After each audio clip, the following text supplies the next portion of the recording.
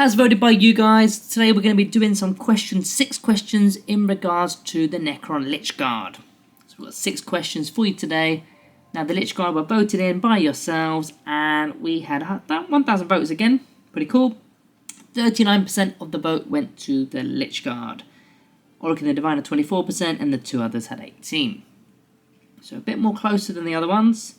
And special comment of this video in relation to the Nightbringer video, which was the last one, we've got Akumaking 1.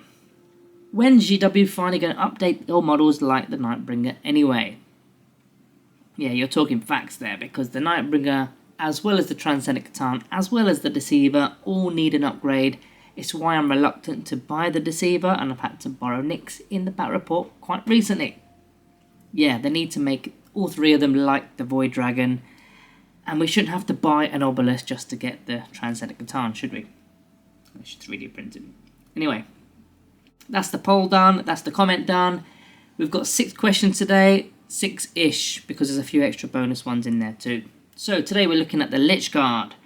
85 points for 5, 170 points for 10. They come in 2 different loadouts, the War Scythes or the Hyperphase Swords with the Dispersion Shields. Let's get into the questions. So the first question, what is the best loadout? War Scythes or Dispersion Shields with the Hyperphase Swords? The most common loadout, of course, is the one with the shields. With the shields and the Hyperphase Swords. I keep getting that the wrong way around. Hyperphase Swords and Dispersion Shields.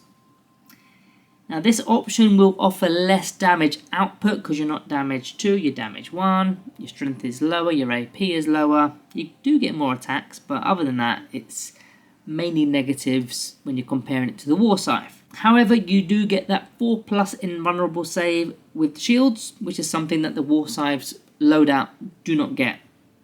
And without that, they almost feel like 2 wound immortals. That's how they kind of feel to me. I know there's their ability, which we'll go over later on, the Guardian's Protocol's ability, -1 to wound them and that, but 17 points a man these guys cost, and if you've not got an invuln save and you've only got toughness 5 with a 3+ armor save, and you're moving quite slow as well, I think you have to go towards the shield. You need some sort of defense, otherwise you're just going to go down like that. So yeah, for me it's the swords and shield option. In fact, that sort of brings me to a part B of the question, which was from Stepan's Mid... No, I can't do these names. Stepan's Mid 6442. Are War Scythes always a no-go for Lychguard? Yeah, I mean, they're rarely used in the meta at the moment.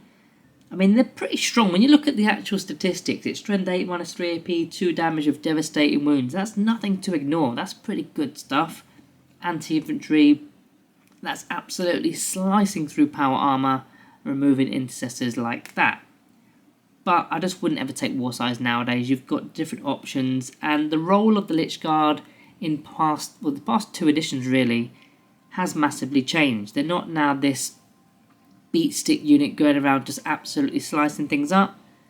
They've got a bit more of a different role. Which leads me on to question 2. What is their role?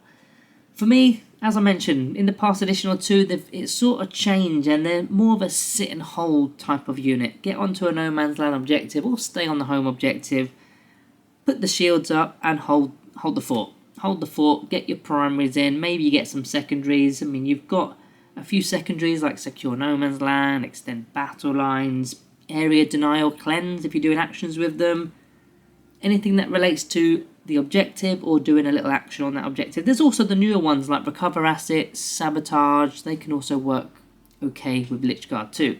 Because they're semi-resilient, semi-durable with the invuln save, toughness 5, you can sort of do those actions and still survive.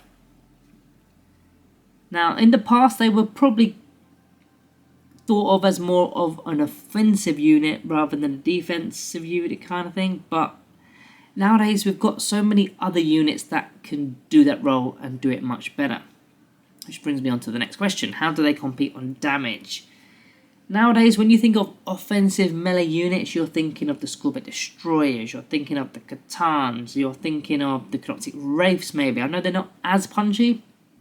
I mean, the Wraiths in particular, they're like having the War Scythes options as well as the shield options, all sort of in one, because they're resilient, they got the invulnerable save rather, and they still have the damage 2 weapons. So Wraiths are definitely a consideration as competition, although they are quite a little bit more expensive than Lychguard. All 3 of these units that I've got on the screen are quicker, even than the Nightbringer, for example, moving 6 inches rather than 5. They all punch pretty hard. I mean, the Warscythe options, okay, they do punch hard, but they're only 2 attacks per man, and you're going only 5 inches of movement. So, are you even going to get much use out of the Warscythe? You might get 1 or 2 fights in the game, and yeah, 2 attacks per man. That's if you've got all the guys there. You might only have, say, 5 left out of a 10-man unit. It's only going to be 10 attacks in total. You've still got a hit, you've still got a wound, get through the saves and all that stuff. So it's, for me, they're not the most offensive, and there's better options that they compete with in the Necrons Codex. Another point to add here is the leaders that you attach to Lychguard are not really buffing them much offensively. I know the 2 Overlord options, you can provide stratagems in there with My Will Be Done for free, so that, you know, you could buff the unit in that sense, but that becomes detachment dependent. Whereas if you're looking at the Scorpic Destroyers, you could add a Scorpic Lord, and all of a sudden you've got mortal wounds on the charge, and you've got lethal hits alongside the devastating wounds and the rerolls and all that stuff that they normally get. So there's a lot more damage output with just all the abilities alone. So we mentioned that Guardian's Protocol ability earlier on, where it's a -1 to wound the unit if you've got a noble in the unit and the strength is more than the toughness of 5. So if it's strength 6 or more, it's a -1 to wound. But which noble do you put in the unit of Lychguard? You've got the option of 4. I've got 3 on the screen because Trazyn the Infinite absolutely sucks. I'm not going to even bother talking about him. But the 3, you've got the Overlord with the Translocation Shroud, you've got Imitate the Stormlord, and you've got the Standard Overlord. Now, if you're unless you're playing units of 5, you should always take a noble with your Lychguard. So if you've got 10-man units, always take one. You may as well. You've invested 100 and... what did I say it was? I can't even remember now. 170 points. You've already invested 170 points. You may as well get the -1 to wound and potential enhancement options. Not with Imatech, of course. You've got potential My Will Be Done things and stuff like that. So it's definitely worth having a noble in the unit with a 10-man unit. Question is which one. I mean, the first fork in the road is, do you want a Resurrection Orb? Because you want to be healing these guys back. They're only 2 wound models, so you can get them back quite nicely. There's only 2 out of the 3 on the screen that do carry a Resurrection Orb. Obviously, Imitate the Stormlord doesn't have a Res Orb. So if the answer was yes, you do want one, then you're not taking Imatech. He's simply not going to be there. He's only really there to farm you CP anyway, and could go in other units such as Warriors and Immortals. The second question would be, do you want the speed with that Translocation Shroud, because it's got a 6-inch auto-advance move, or do you want a choppy character like the Overlord, which could take the... what's the weapon that I always forget? The Void Scythe. It's a Strength 12 Void Scythe, so you can have that on top of all the attacks that the Lychguard could do. It depends on your game plan, where you want to go and what turn you want to be there by. If you want to get to somewhere super fast, then yeah, you probably need to go with the Translocation Shrouded Overlord. He's still got a decent weapon with the Overlord's Blade. It's okay. Resurrection Orb enhancement options are available. Or if you can wait a bit, then I would go with the Overlord with the Void Scythe. I think that's probably my preferred option, the Void Scythe Overlord. And then you've got the Resurrection Orb still to go with it. Next one, we've got 5 or 10-man units. This was actually a question from the True Oger. I thought it said Joker there for some reason. The True Oger. No, the True Coger. I've been absolutely done there, haven't I? The True Coger 6448. Have I just read that name out earlier? No, that was a 6442. You guys love these 4-digit numbers. Hopefully they're not your PIN codes or anything. Is it worth taking a whole unit of 10 Lychguard or just the 5? So it was your question there. Great question. For me, I want to pay as few points as possible for scoring units. When I take Lychguard, I'd probably go in 5s. I mean, you can take 10 and I just have 2 units of 5s rather than a whole block of 10. It means you don't need to have an Overlord in the unit as well, so you're saving points that way. But you can also have presence in 2 different locations. If you've got 2 units of 5, rather than a 10. Or you can just have a single unit of 5 and save even more points. When you've got a 10-man unit, of course, you've got a lot more durability. Reanimation protocols is going to be up and running for much longer. And yeah, it's 170 points plus the noble. I mean, I don't tend to take Lychguard that much anymore. But to answer your question, I'd probably go with a unit of 5 or 2 units of 5. Which detachment do I use them in? I mean, there's 2 detachments to consider Lychguard in. The first would be the Awakened Dynasty, and the second would be the Evasance Phalanx. That's, for me, the only 2 that would go. The Hypocrite Legion is always open for anything. I mean, the Awakened Dynasty works hand in hand with having a leader in the unit, a noble, if you were to take a 10-man unit. Again, I don't really play Lychguard, so I'm probably contradicting myself there. I would take them in 5s, I wouldn't take a noble, but with the Awakened Dynasty I would, and so on. But if I was, hypothetically speaking, get my words right, I would take a 10-man unit in the Awakened Dynasty with a noble.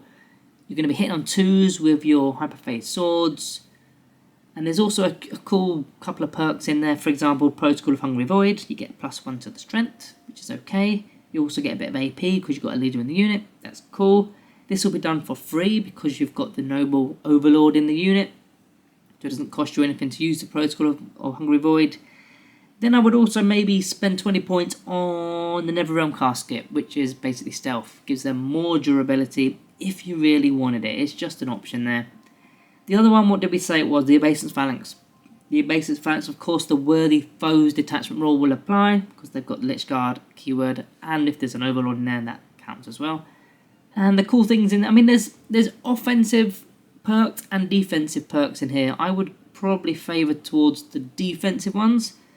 For example, Territorial Obsession. For your Lychguard unit to all gain 1 OC extra per model. That will definitely come into games. So yeah, it's worth it. Again, it'll be free as well. If you've got an Overlord in there, it's going to be free to use. And the enhancement, if I did have the Overlord in there, Warrior Noble, which is a -1 to hit the unit. It's kind of similar to Stealth that we mentioned earlier, but this will apply in only melee. So that's another defensive option. There were some offensive ones. You get to reroll your hit rolls and things like that. But I would rather the defensive. Sort of a part 2 to this question. I've got another question from you guys. It is Psycho John 92. Is it worth splashing a small 5-man unit in detachments that may not synergize with it? That's a cracking question, you know, because this really had me thinking as I was sort of planning this question. I'll go through what I've got. So, with this question, you'd be referring to the Annihilation Legion and the Canoptic Court. Again, the Hypocrite Legion is a bit more open for anything, isn't it? Now, with the Destroyer detachment, I think it's an okay pick for 85 points. Your opponent is going to be more focused on the Scorpion Destroyers that are charging towards them. Maybe the Ophidian Destroyers popping in at the back. So they're going to be less threatened by a 5-man unit of Lychguard. So my instinct was, well, why not demote the 5-man unit of Lychguard to Immortals and save 10 points? But for that 10 points, you get double the amount of wounds and the in-run save. Okay, you lose the guns, you lose the OC, but you get some melee. I think it's a good 10 points to invest, you know. I mean, you lose the battle line units, so secret missions and things. But I thought that sort of caught me a little bit. I thought my go-to would probably go Immortals. But I think I would probably stick to Lychguard once I start thinking about it. And with the Canoptic Court, again, my go-to was, let's put a Reanimator in there. It's not got an in-run save, but it's got a 4+4 no pain save. It's 75 points, so you're saving 10 points. Toughness 6 as well, so it's a bit tougher. It's not doing much damage, but you will get rerolls to hits and all that stuff. But for 10 points more, again, you get 10 wounds instead of 6, I believe it is, with the Reanimator. Yep, it's 6. Okay, you're only toughness 5. You've not got a Noble, so you've not got Guardian Protocols on. But you've got the 4+ invulnerable save, and Reanimation Protocols could bring them back. Although the Reanimator has like double reanimation, so if you don't destroy it in one, it kind of almost heals back nicely. So yeah, that one I'm a bit more towards a Reanimator, but I would say the Lychguard is an okay option there. It's okay. I just don't really use them a lot. I'm very Wraith heavy when I play with my list. When I'm building lists, it's normally 3 units of Canoptic Wraiths. I'm very heavy on Wraiths and I really like Wraiths. so I wouldn't need Lychguard, but I'm now starting to see the reasons why you potentially could throw them in a list. So that is actually all 6 questions, and there's a few extra ones from you guys. Make sure you're checking out the next poll and put your questions in that poll like you've done in this one. So thank you all for getting involved with the questions and the poll, and I'll see you in the next one.